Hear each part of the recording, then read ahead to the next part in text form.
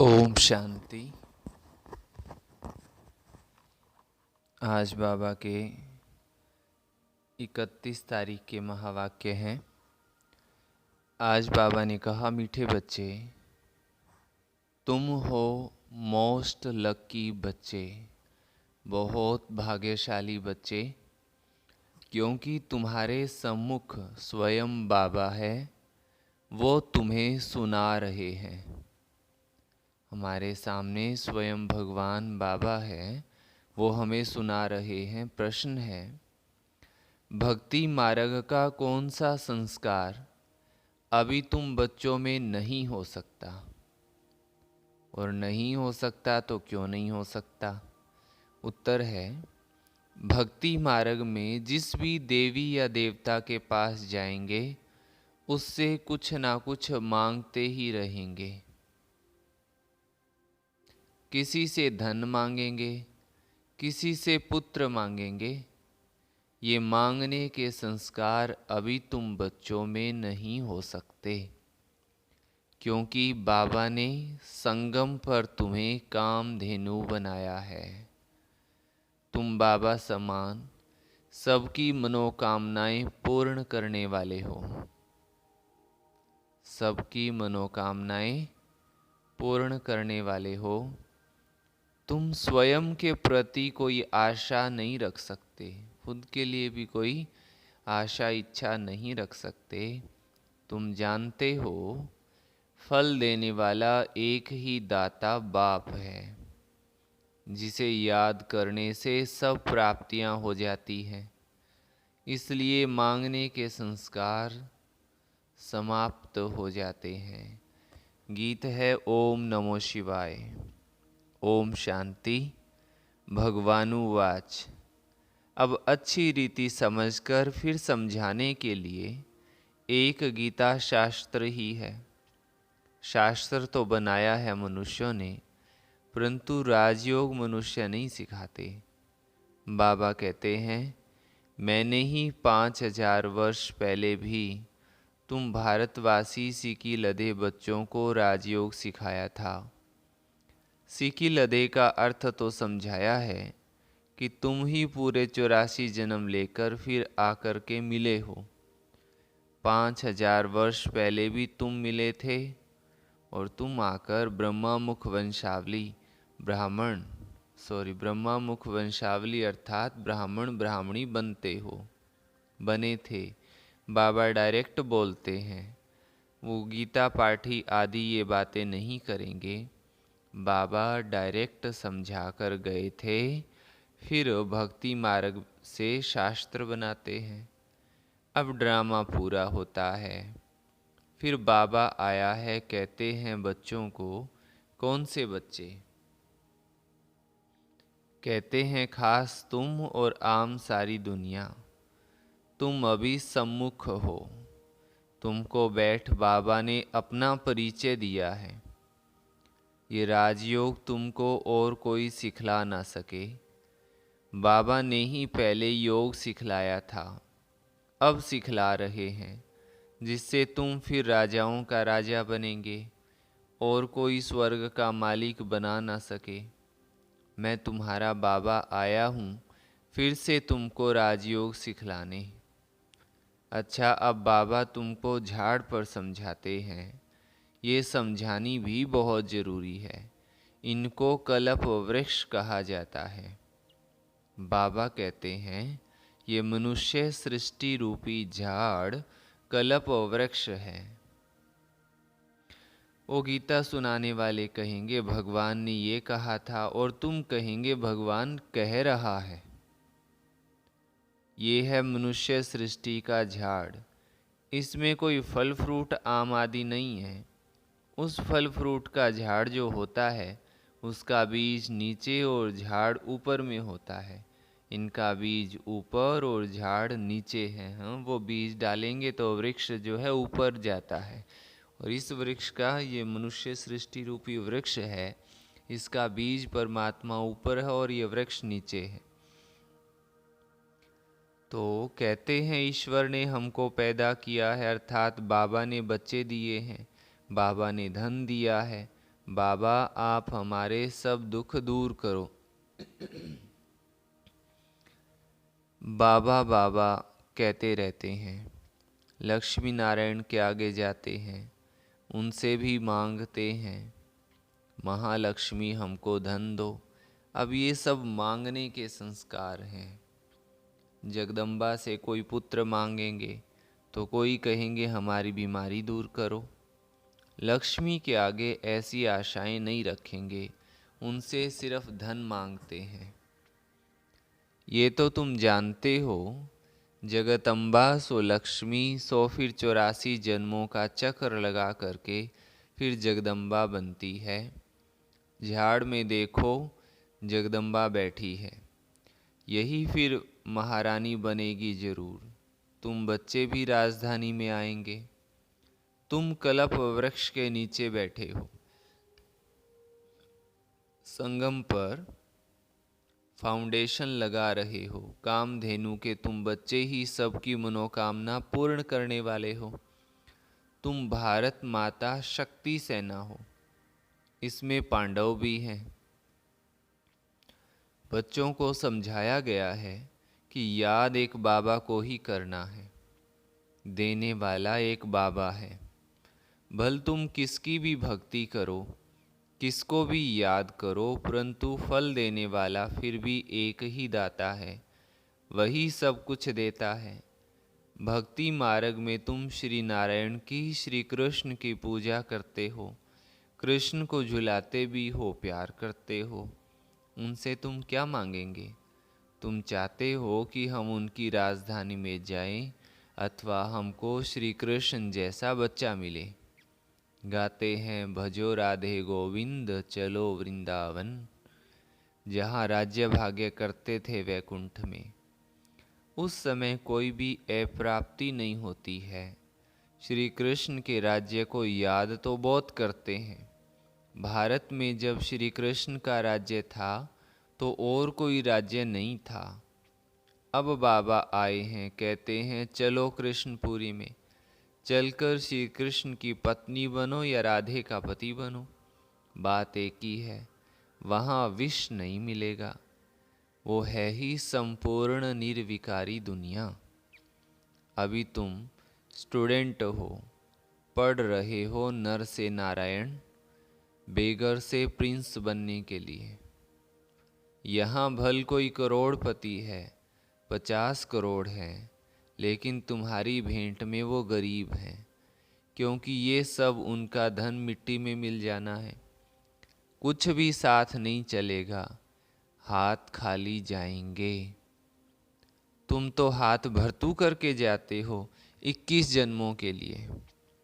अभी तुम राजयोग सीख रहे हो। हाँ, हमें खाली हाथ नहीं जाना है, बाबा की याद की कमाई करके जाना है। फिर सतयुग में आकर राज्य करेंगे। तुम पुनर्जन्म लेते वर्णों में आते रहते हो। सतयुग में है 16 कला, त्रेता में है 14 कला। फिर भक्ति मार्ग शुरू होता है। फिर इब्राहिम बुद्ध आते हैं। क्राइस्ट के 3000 वर्ष पहले देवी देवताओं का राज्य था। अब सारा झाड़ जर्जरीभूत अवस्था को पाया हुआ है। अभी तुम कल्प वृक्ष के नीचे संगम पर बैठे हो। इसको कहा जाता है कल्प का संगम अथवा कलयुग और सतयुग का संगम। सतयुग के बाद त्रेता, फिर त्रेता के बाद द्वापर और द्वापर के बाद कलयुग, कलयुग का संगम। कलयुग के बाद फिर सतयुग जरूर आएगा, बीच में संगम जरूर चाहिए।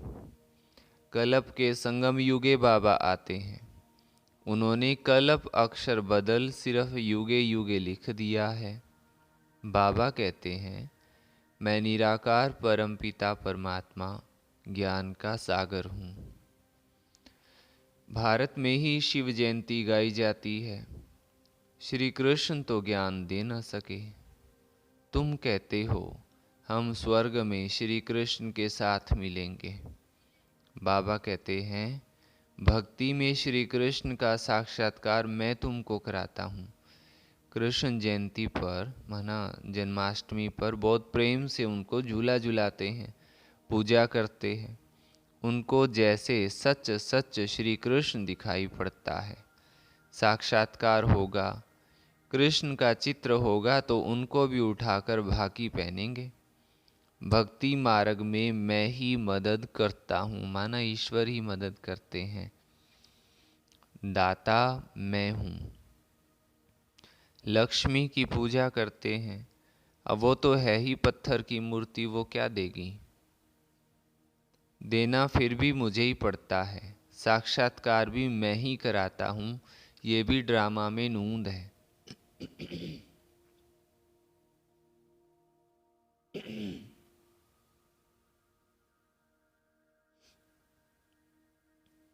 जैसे कहते हैं परमपिता परमात्मा के हुक्म से पत्ता पत्ता हिलता है, क्योंकि वो समझते हैं पत्ते पत्ते में परमात्मा है।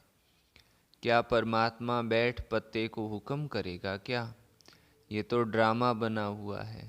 अभी तुम जैसी एक्ट कर रहे हो वो कल्प के बाद भी तुम ऐसे ही करेंगे। जो कुछ शूटिंग में शूट हुआ वही चलेगा, उसमें कुछ फर्क नहीं पड़ सकता। ड्रामा को अच्छी रीति समझना है। बाबा समझाते हैं बेहद का सुख कल्प कल्प भारत को ही मिलता है, परंतु जो ब्राह्मण बनते हैं वही वर्णों में आते हैं, 84 जन्म लेते हैं। फिर औरों के जन्म नंबरवार कम होते जाएंगे। कितने छोटे छोटे मठ पंथ है, भल उनों की महिमा है क्योंकि पवित्र है ना। स्वर्ग का रचयिता तो है बाबा, और कोई मनुष्य थोड़े ही स्वर्ग रचेगा। फिर राजयोग भी कोई सिखलावे। अभी तुम श्री कृष्णपुरी में जाने के लिए राजयोग सीख रहे हो। पुरुषार्थ हमेशा ऊंचा करना चाहिए। तुम कहते हो श्री कृष्ण जैसा बच्चा मिले, श्री कृष्ण जैसा पति मिले। श्री कृष्ण ही श्री नारायण बनता है, फिर श्री कृष्ण जैसा क्यों कहते हो? तुमको तो कहना चाहिए नारायण जैसा पति मिले। नारद ने भी कहा हम लक्ष्मी को वरें, राधे के लिए नहीं कहा। बाबा समझाते हैं तुमको श्री कृष्णपुरी चलना है तो खूब पुरुषार्थ करो। वो है श्री कृष्ण का दैवी कुल, कंस का है आसुरी कुल। तुम अभी हो संगम पर। शूद्र संप्रदाय तो ब्राह्मण ब्राह्मणी कहला न सके। जो ब्राह्मण ना कहलाए वो शूद्र वर्ण के हैं। भारत की ही बात है। भारत ही स्वर्ग बनता, फिर भारत ही नरक बन जाता है। लक्ष्मी नारायण को भी 84 जन्म ले रजोतमों में आना ही है, जबकि वो भी चक्र में आते हैं। तो बुद्ध आदि वापस निर्वाण धाम में कैसे जा सकते हैं, ये सवाल है। कोई तो कह देते हैं कृष्ण सर्वव्यापी है, जिधर देखो कृष्ण ही कृष्ण है। राम के भगत कहेंगे राम सर्वव्यापी है ना। ऐसे ऐसे हर कोई कहता रहता है। तो राम के भगत कहेंगे राम सर्वव्यापी है, वो कृष्ण को नहीं मानेंगे। बाबा के पास एक राधापंथी आया था, कहता था राधे ही राधे, राधे हाजिरा हजूर है, तेरे में मेरे में राधे ही राधे है।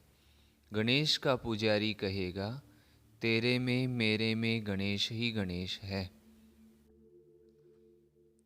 तो गणेश का भगत कहेगा गणेश ही गणेश है। क्रिश्चियन फिर कहते क्राइस्ट गॉड का बच्चा है। अरे क्राइस्ट बच्चा था तो तुम किसके बच्चे हो?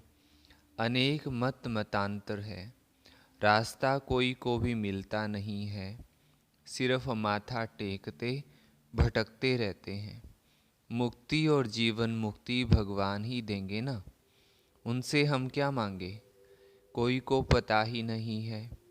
बाबा को ना जानने के कारण निधन के बन गए हैं।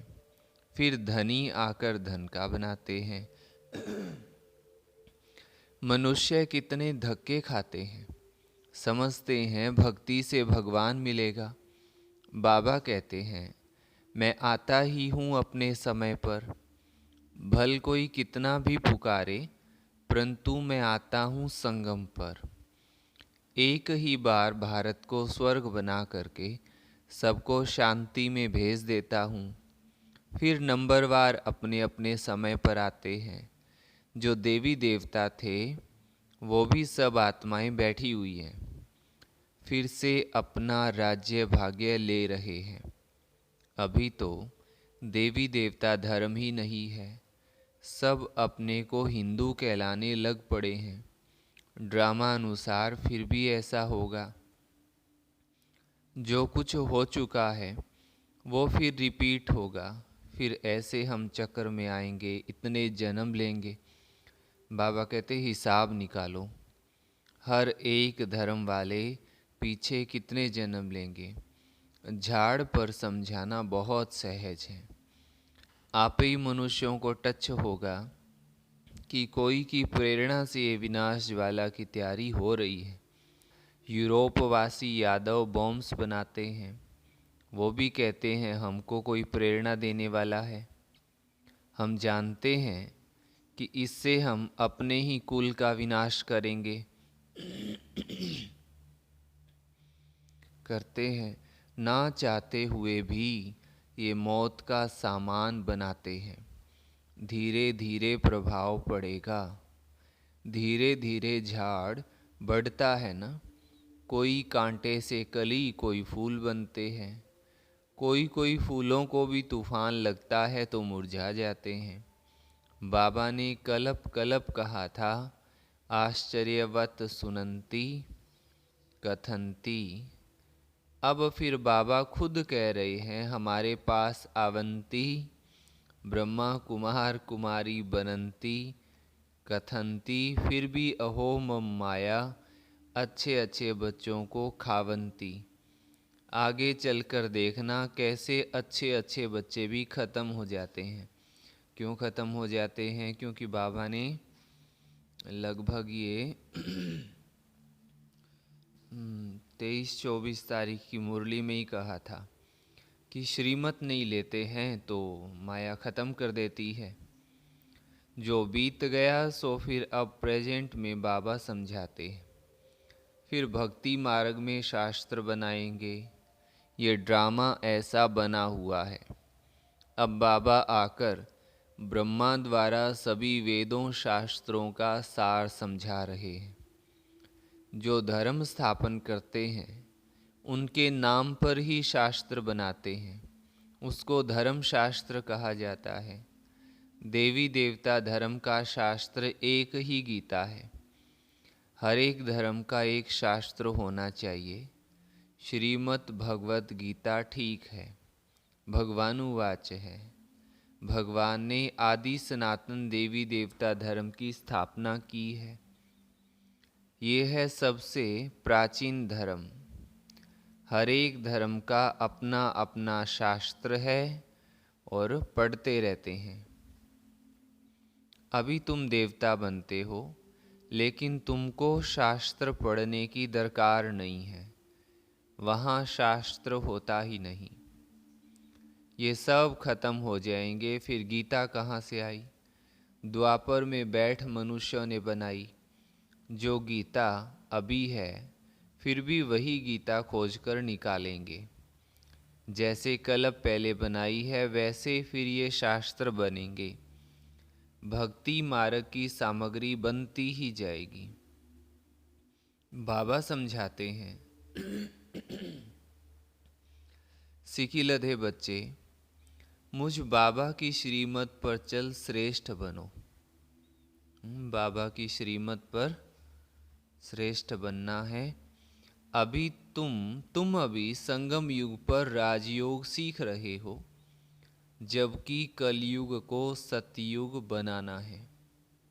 उन्होंने कल्प की आयु लंबी बता करके सभी को घोर अंधियारे में डाल दिया है। मनुष्य तो मूंझे हुए हैं। ड्रामा अनुसार तुम बच्चों को ही बेहद के बाबा से वर्षा लेना है।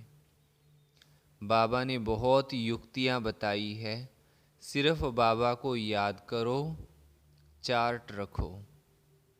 भोजन बनाने समय भी याद करो। हाँ, भोजन बनाते समय भी याद करो। भोजन बनाने समय पति बच्चा याद पड़ता है तो शिव बाबा क्यों नहीं याद आता है? ये तुम्हारा काम है। और नहीं तो खाना बनाते समय मुरली जरूर चला करके रखो, ताकि वो वाइब्रेशन, प्योर वाइब्रेशन जो है खाने में जाए। तो बाबा कहते हैं, बाबा बुद्धि की सीढ़ी देते हैं, फिर चढ़ो ना चढ़ो ये है तुम्हारा काम। जितना याद करेंगे उतना सीढ़ी चढ़ते जाएंगे, नहीं तो इतना सुख नहीं मिलेगा। अच्छा, मीठे मीठे सीकी लधे अर्थात 5000 वर्ष के बाद फिर आकर के मिले हुए बच्चों को नंबरवार पुरुषार्थ अनुसार माता पिता बाप दादा का याद प्यार और गुड मॉर्निंग, मीठे मीठे रूहानी बाबा का रूहानी बच्चों को नमस्ते।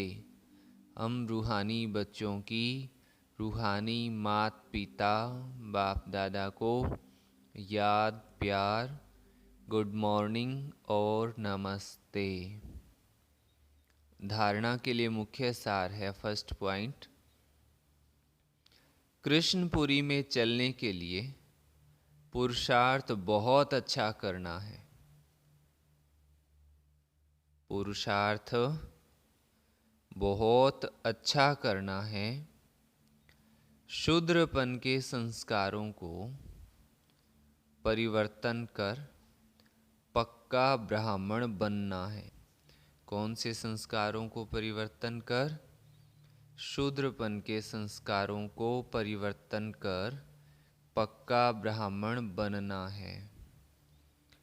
सेकंड पॉइंट है, बुद्धि बल से याद की सीढ़ी पर चढ़ना है। क्या करना है? बोलो सभी। बुद्धि बल से याद की सीढ़ी पर चढ़ना है। सीढ़ी चढ़ने से ही अपार सुख का अनुभव होगा। सीढ़ी चढ़ने से ही अपार सुख का अनुभव होगा। वरदान दिया बाबा ने, अटेंशन और चेकिंग की विधि द्वारा व्यर्थ के खाते को समाप्त करने वाले मास्टर सर्वशक्तिवान भव। अटेंशन और चेकिंग की विधि द्वारा व्यर्थ के खाते को समाप्त करने वाले मास्टर सर्वशक्तिमान भव। ब्राह्मण जीवन में व्यर्थ संकल्प, व्यर्थ बोल, व्यर्थ कर्म बहुत समय व्यर्थ गवा देते हैं। जितनी कमाई करना चाहो उतनी नहीं कर सकते। व्यर्थ का खाता समर्थ बनने नहीं देता है। इसलिए सदा इस स्मृति में रहो कि मैं मास्टर सर्वशक्तिमान हूँ। शक्ति है तो जो चाहे वो कर सकते हैं, सिर्फ बार बार अटेंशन दो। बारी बारी ध्यान रखने की बात है। जैसे क्लास के समय व अमृत वेले की याद के समय अटेंशन देते हो, ऐसे बीच बीच में भी अटेंशन और चेकिंग की विधि अपना लो तो व्यर्थ का खाता समाप्त हो जाएगा। स्लोगन है, राज ऋषि बनना है तो ब्राह्मण आत्माओं की दुआओं से अपनी स्थिति को निर्विघ्न बनाओ। राज ऋषि बनना है तो ब्राह्मण आत्माओं की दुआओं से अपनी स्थिति को निर्विघ्न बनाओ। ओम शांति। तो खास बाबा ने क्या बोला, बाबा की श्रीमत से श्रेष्ठ बनना है। और हम बाबा के भाग्यशाली बच्चे हैं। क्यों? क्योंकि भगवान हमें स्वयं में बैठ करके पढ़ा रहे हैं। और अब हम कुछ भी बाबा से मांगने वाले नहीं हैं। क्यों? क्योंकि बाबा की याद से सब प्राप्तियां हो जाती है। तो हम खुद दूसरों की मनोकामनाएं पूरी करने वाले हैं, है ना। तो अच्छा पुरुषार्थ करना है और संस्कारों को परिवर्तन करके पक्का ब्राह्मण बनना है।